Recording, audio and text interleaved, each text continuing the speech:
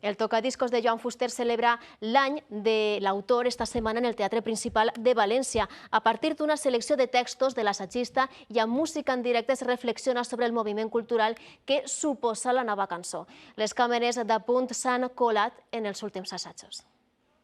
Jo vaig obrir uns ulls com taronges.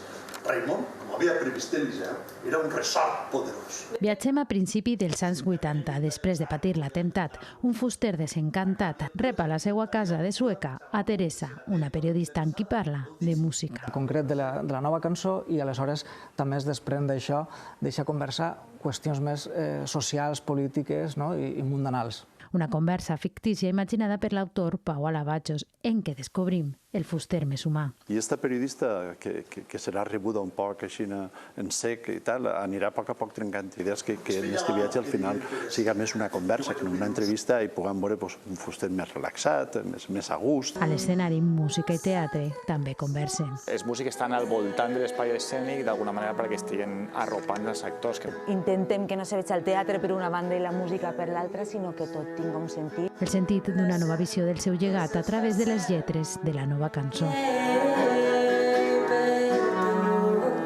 Aquell moviment cultural que transforma el nostre país. Cantar cançons de l'Ovi de Montllor, o de Raimon, o de Maria de Marbonet, fa entendre les realitats que tenim ara entre les mans, que sembla que aquestes cançons estan escrites ahir nit i malauradament veiem que moltes coses no han canviat encara.